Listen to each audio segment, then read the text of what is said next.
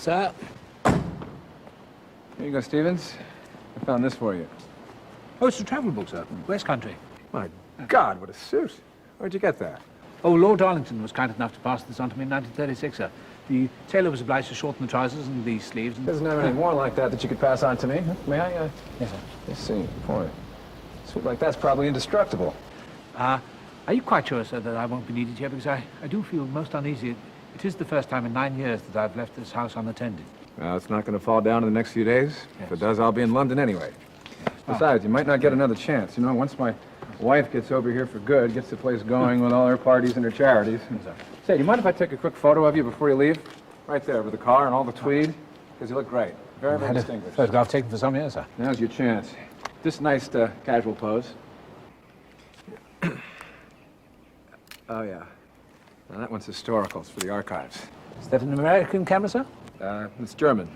One for the muniments room. Good.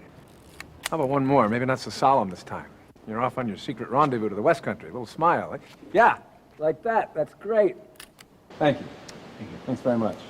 Thank you, sir. Well, have a good trip. Here you go. Oh. Thank you, sir. And, good luck with the lady. Thank you, sir.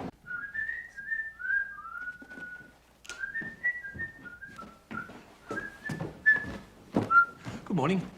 Morning. The linen for the upper floor will need to be ready by the day after tomorrow. I know that. Good. I know that, Mr. Stevens. It's my job. I don't bother you about your job. Why do you bother me about mine? There's no need to be so bad-tempered. This is the 5th time in the past 2 days that you have made quite unnecessary remarks about my work. You seem to have a great deal of time on your hands, Mr. Stevens.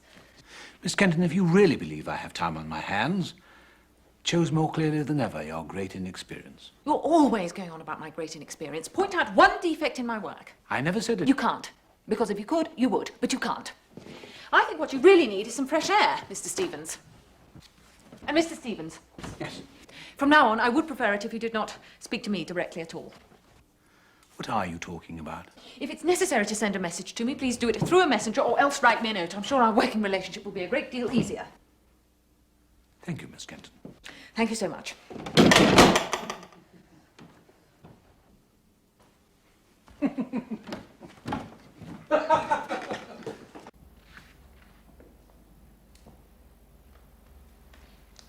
Excuse me. Oh, bloody hell! God. Yes, sorry, Stevens. Hello. Sir, I'm sorry, sir. I have a message to convey to you, sir. Right. From his lordship? Yes, sir. Just a minute.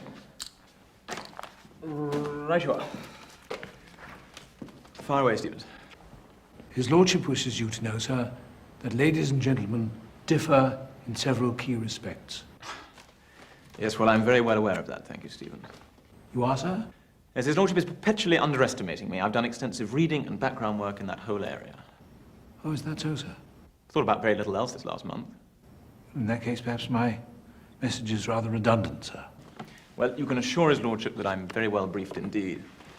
As a matter of fact, this attaché case is chock full of my notes on that exact subject. Really, sir? I think I've run through just about every permutation the human mind is capable of. Yes, sir. I wish you'd reassure his lordship of that. Yes, I will, sir. I expect you'll be wondering why I never let this case out of my sight. Well, now you know. Imagine if the wrong person opened it. Well, that could be most awkward, sir, yes.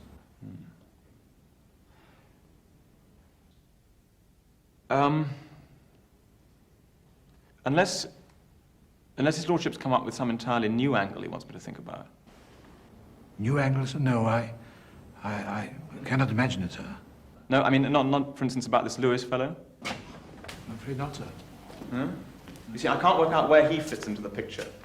What are his heroic and probably outsized efforts going to be? Reginald, come over here. I want you to hear something. Oh, yes. Mr. Gar...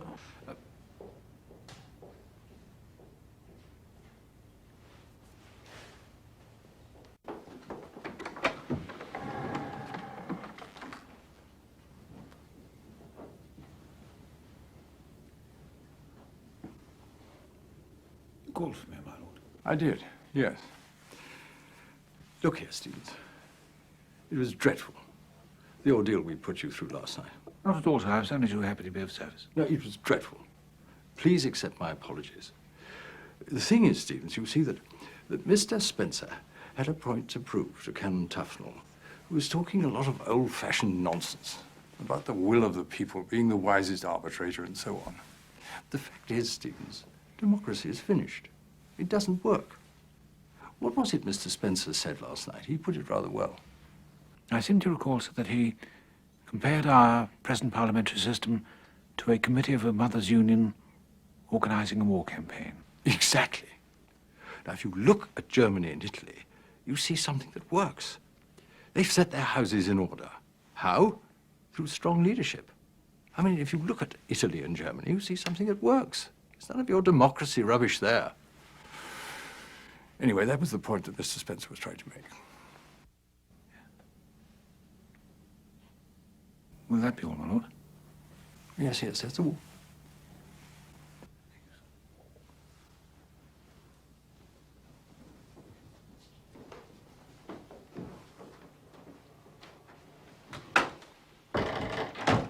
Yes. And then I get to wondering about a different life I might have had. Oh, yes. For instance, I get to thinking about a life I might have had with you, Mr. Stevens. Oh, Mrs. Benn.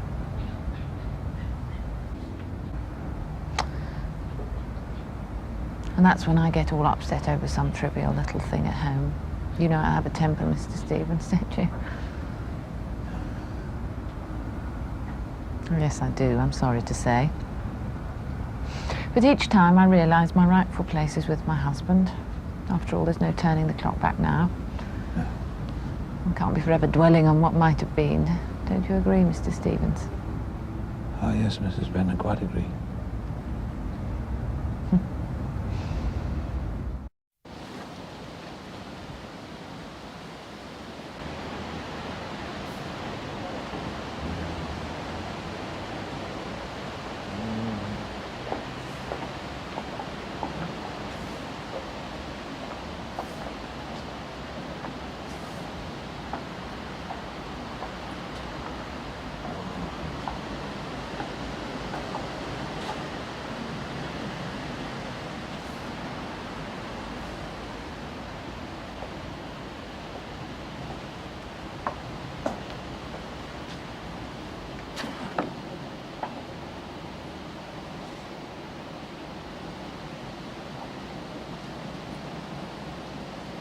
Sea air does you a lot of good. Always come up here for a bit in the evening. Weather permitting, of course. Daughter says it does you good. I used to work nearby. Yes? I was in service with a family called Faraday until my retirement 3 years ago. I was their butler. I say butler, this was after the war, you see, and I was their only full-time employee. And what would be your line of business, or are you retired like me? Oh, no. But perhaps I should think about retiring. As a matter of fact, I'm a butler too. Well, I'll be. It's a good job you told me when you did before I made a right fool of myself. Is it a big establishment? I used to have 30 people working under me, which is what a house that size requires. To be run properly, you see. I don't know if I could do it now. Not on that scale. We've all got to put our feet up sometime or other. Each and every one of us. Yes. I'm not sure. I'm not sure I've got anything left to give, you see. I worked for Lord Darlington for 30 years. And I gave him my very best right up until the day he died. I gave everything I had to Lord Darlington. Now I don't know what is left for my new employer. I don't know how I can serve him the way he has a right to expect. Do you want a hanky? I've got one somewhere. Oh, here you are. No, thank you. Here, have a go. I'm so sorry. I'm so sorry. I think it's the travelling that tired me. You must have been very attached to Lord Darlington. I gave everything I had to give to Lord Darlington. Perhaps I gave too much. Perhaps I should have thought more of myself and some others dear to me. Yes. Well, I see it. What's done is done. It's not looking back. Let everyone else have a go now. It's their turn. We've had our chance. There's a lot to be said. We're just sitting here, watching them have a good time out there. Yes. Yes, perhaps you're right. I'm sorry. It was very good talking to you. Well, I must go.